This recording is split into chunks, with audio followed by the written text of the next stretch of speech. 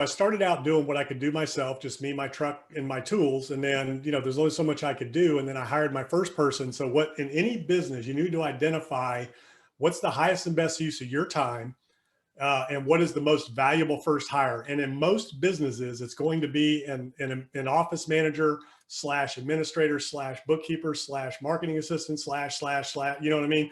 You need that office manager that wears 100 hats to do everything administratively, marketing wise for you that you can't do, because that's going to be the biggest time consumer of you. Unless that is your skill set, then you need to hire somebody to actually, fulfill the orders or business or whatever's coming in. So for me in my business, the first thing I did was I had that bookkeeper. I brought them on part-time. You don't have to bring them on full-time.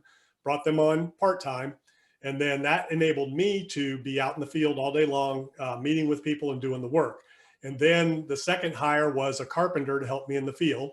Then the third hire was another carpenter. And then I could step out because now I had a crew doing the work. And then I ran the materials and did the sales and the estimating. And then I hired a third carpenter, then a supervisor. So I had a supervisor running a couple different crews. And then I evolved into a position where all I did all day long was sell. Somebody has to sell in every business. So somebody has to do that. And that's me. I'm a natural entrepreneur, natural salesperson. So that's my gifting. So I put myself in a position where I could focus on the highest and best use of my time. So in any business, the number one goal for any business is what's the most amount of money you can make in the least amount of time with the least amount of energy and effort possible. So you need to write that down. And when you're thinking about any business, that's the first thing you start with. Obviously your exit comes later, but the first thing is how can I make the most amount of money with the least amount of time, energy, and effort possible? And what's the highest and best use of my time personally? What am I gifted at? What's coming easy to me that I love to do, that I wake up every single day and I'm excited to do? Everything else, hire out, delegate out, get rid of, and let other people do.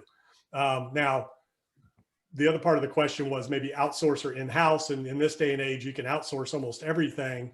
And, depending on the business and the level that you're at, some of those positions are going to need to be in-house. Some of them you can outsource. And there's even, websites out there and organizations, especially in commercial real estate. There's a thing called bullpen RE, like bullpen on a baseball field, bullpen RE. And you can hire real estate analysts. You can build an entire team of commercial real estate professionals to do all kinds of things for you: underwriting, due diligence, deal sourcing, all kinds of different stuff, part-time per project, and have an entire outsourced team of very sophisticated real estate analysts. So, kind of like Fiverr and things like that, to do those. So that's kind of how that works. And then as I went along in my business, that was the first level. Then I hired a president to run my company. And then I always had a key person in all of my companies, either a general manager or a president.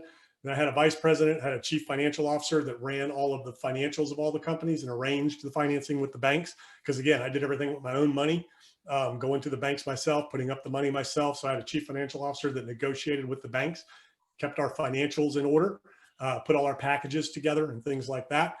So that was the next level of the organization. And then the other thing next to what's, the time value equation that you write down, what's your exit? Any business that you do or any investment that you make, you need an exit strategy first before you ever start. And then that can change as you go along. But, you're essentially reverse engineering all those things. So that makes those decisions of who do you need and when much easier when you know where you're headed. And then the other thing you want to do is you want to look at whatever business you're in, other organizations that are where you want to be, and you need to look at who they are and who they have, because the number one question is, who do I need to become as an organization and as an individual to get to where I want to go? And somebody else has done it before you. I guarantee it in almost any industry. There's a few new industries now that are, that haven't been done before, but pretty much any company, any real estate deal, investment group, whatever, somebody's gone before you. So all you got to do is look out there at the best in the business and how they're structured and who they have on their teams. And that's who you need to become to get to that level.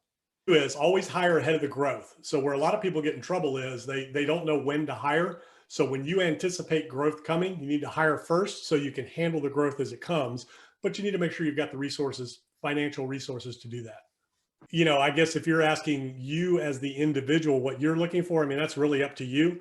Everybody has their own parameters. At the end of the day, the deal has to cash flow. So you need to make sure you have the proper debt service coverage ratios. You need to make sure you have the proper spread after you do your net income calculations and you vet all of the financials.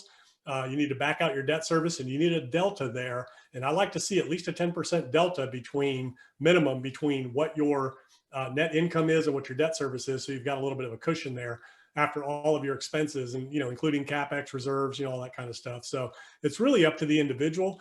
Cap rates are a misunderstood thing. Don't look at cap rates. Cap rates are only good on fully stabilized performing assets, and they are a benchmark for exit. So don't look at cap rate on acquisition, because I've bought 0 caps and 1 caps and end up, making a ton of money on them and selling them, for, exponentially more, because, maybe it was a building that wasn't performing, had no tenants, had no income. So that's a 0 cap. There's no income, but there's opportunity and potential. Development projects, you have no cap rate when you're starting a development project. So, every market's going to be different. You need to understand what are the cap rates in the market from a valuation standpoint, but really what a cap rate is. And there's a lot of people that, will give you all kinds of definitions for a cap rate. It's a gauge of sentiment of value for an asset in a market. But it really represents the return on a fully stabilized asset. So you really don't want to look at that, and that should not be part of your acquisition decision.